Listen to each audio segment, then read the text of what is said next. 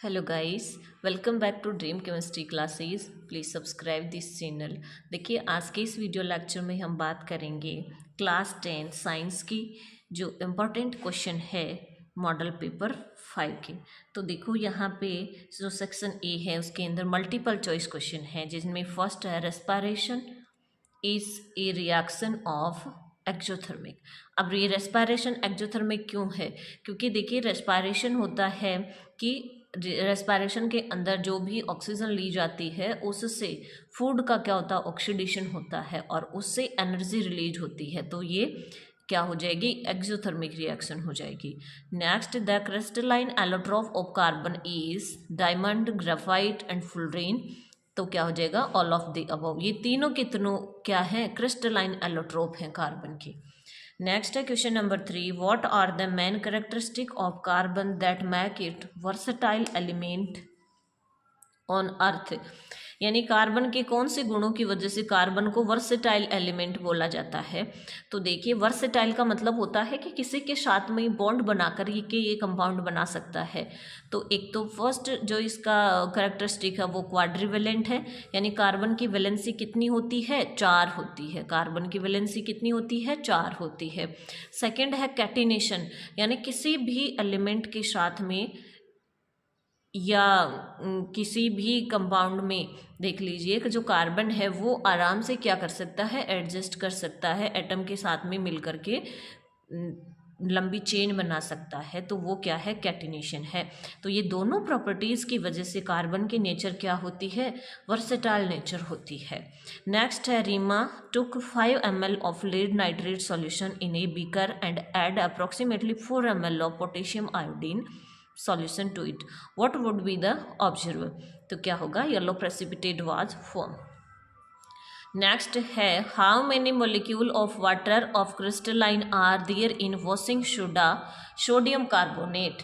तो देखिए, जो सोडियम कार्बोनेट होता है उसका फॉर्मूला होता है Na2CO3 इंटू 10H2O। इसमें क्रिस्टलाइन वाटर के रूप में कितने मोलिक्यूल वाटर रहते हैं, 10। नेक्स्ट है, identify the unsaturated compound from the following. तो देखिए, जो हाइड्रोकार्बन्स होते हैं ये 2 टाइप के होते हैं, एक होते हैं सेचुरेटेड, एक होते हैं अनसेचुरेटेड। तो प्रोपेन, देखिए एन जहाँ लगता है इसका मतलब होता है कार्बन कार्बन के बीच में क्या है, सिंगल बॉन्ड है।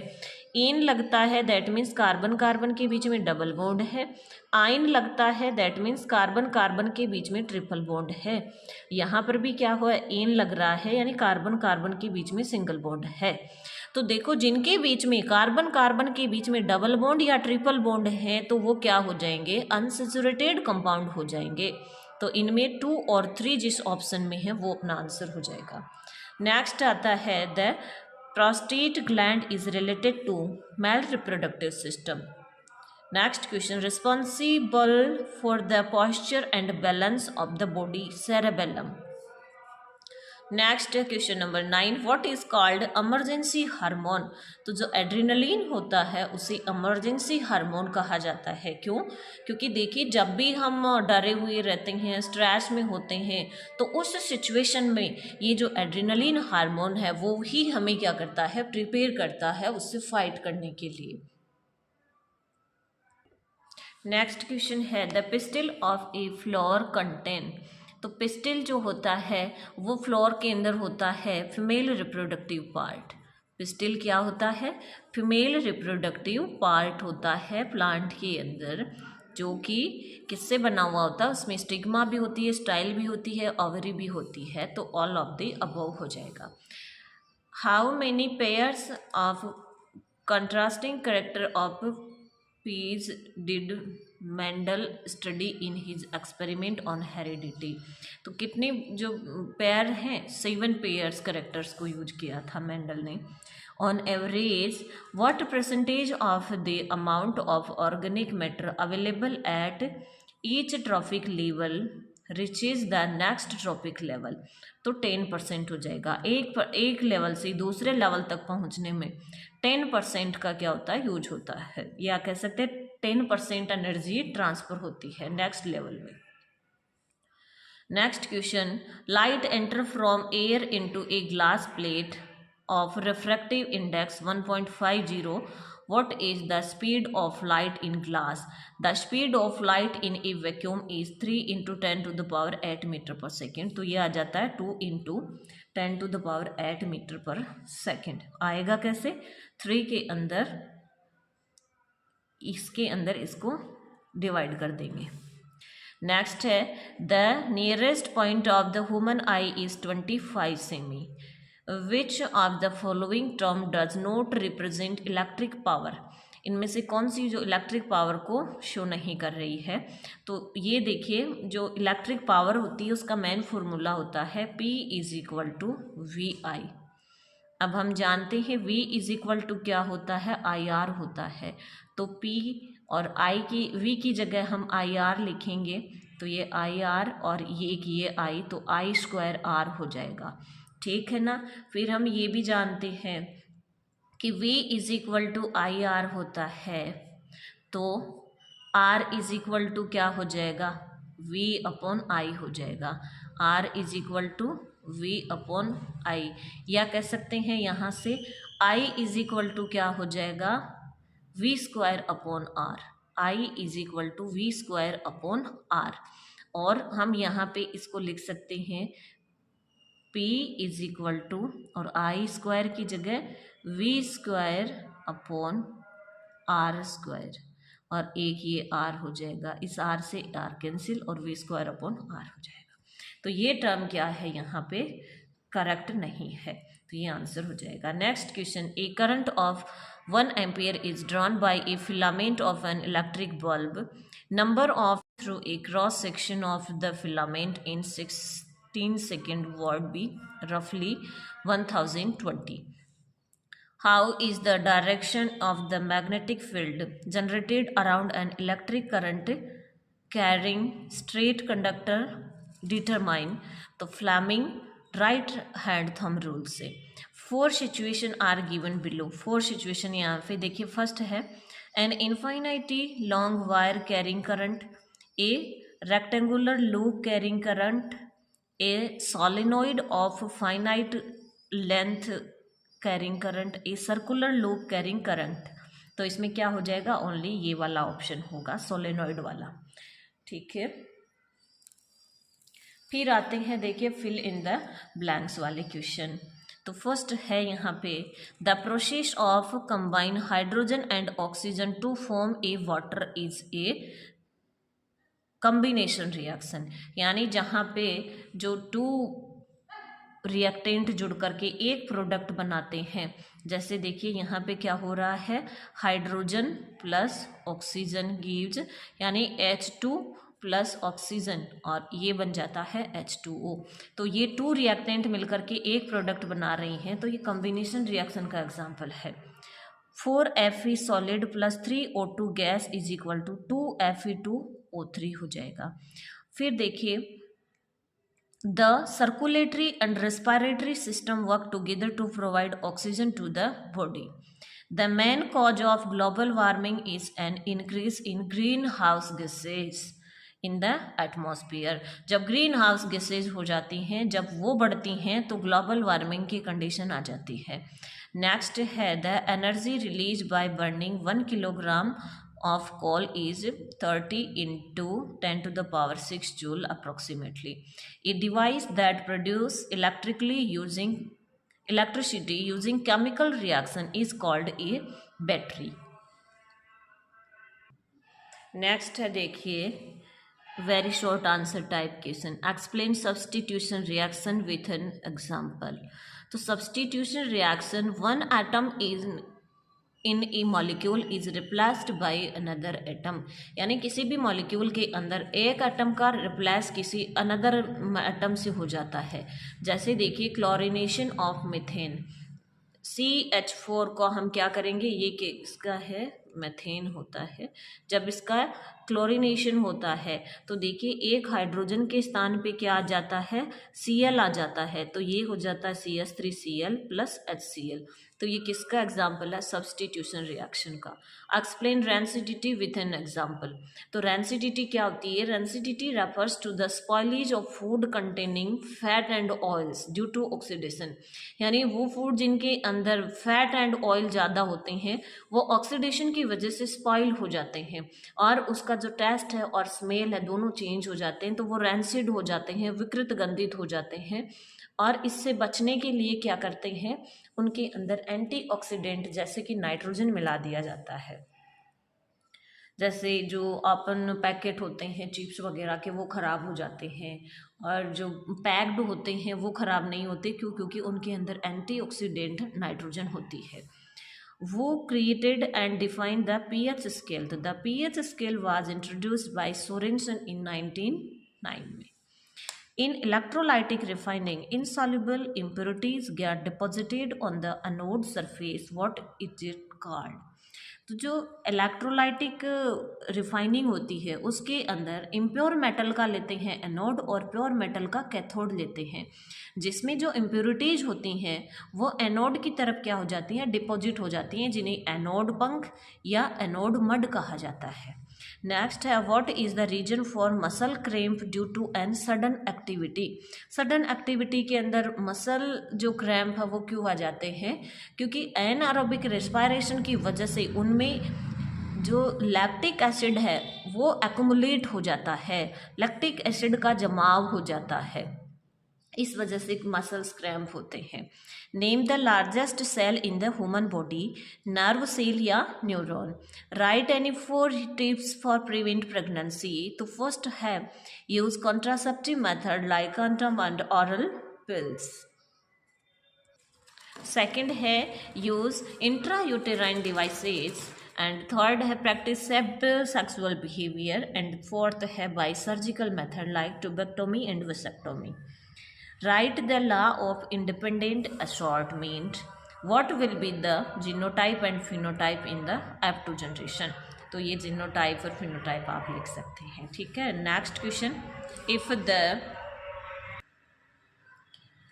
Power of a lens is 2 dioptre, find the focal length of lens and type of lens, it will be probable.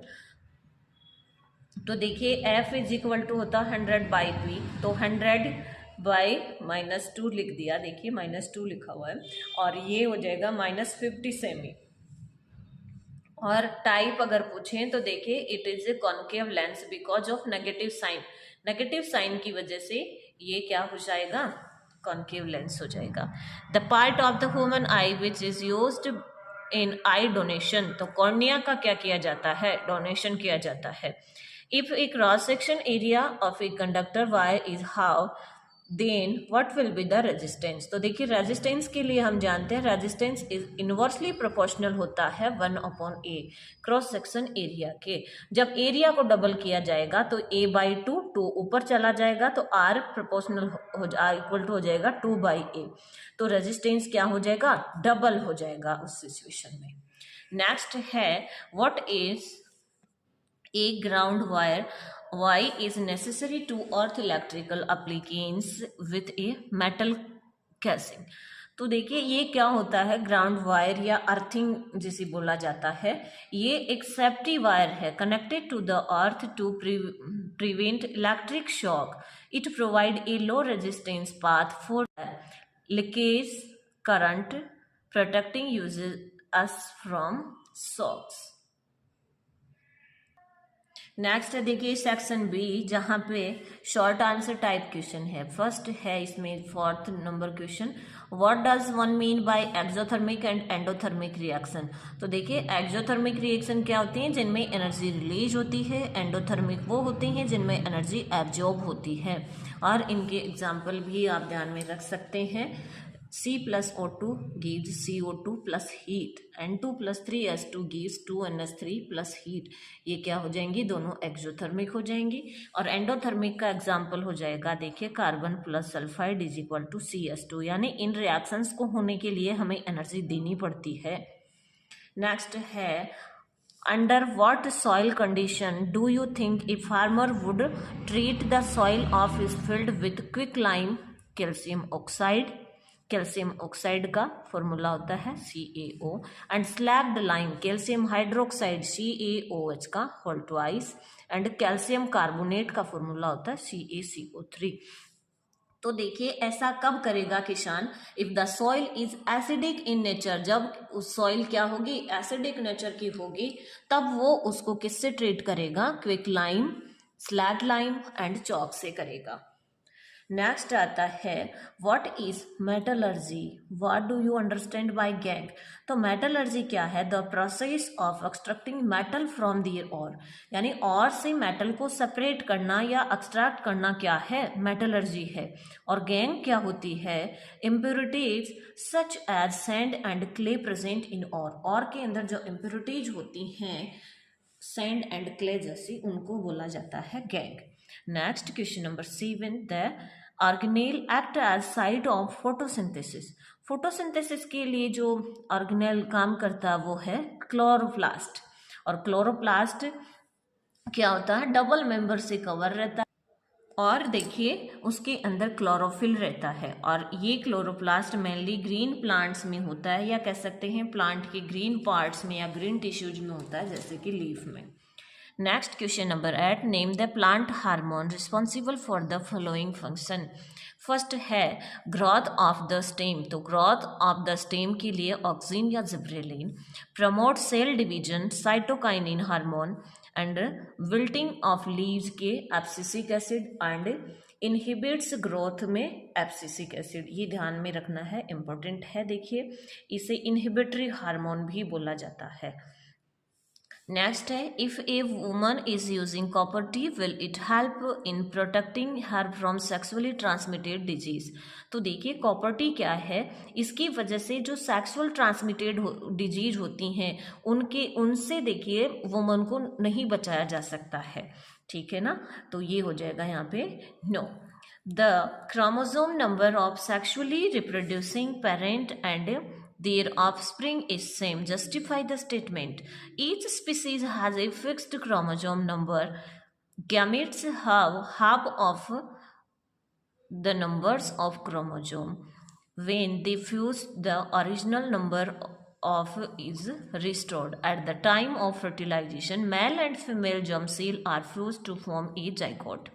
ये कहने का मतलब है कि जो प्रत्येक स्पीशीज होती हैं उनमें क्रोमोसोम के फिक्स नंबर होते हैं, और जब गैमेट फॉर्मेशन होता है तो उनमें से हाफ हाफ हो जाते हैं, और जैसे ही गैमेट फॉर्मेशन आपस में फर्टिलाइजेशन के दौरान फ्यूज होंगे तो जाइगोट बनेगा।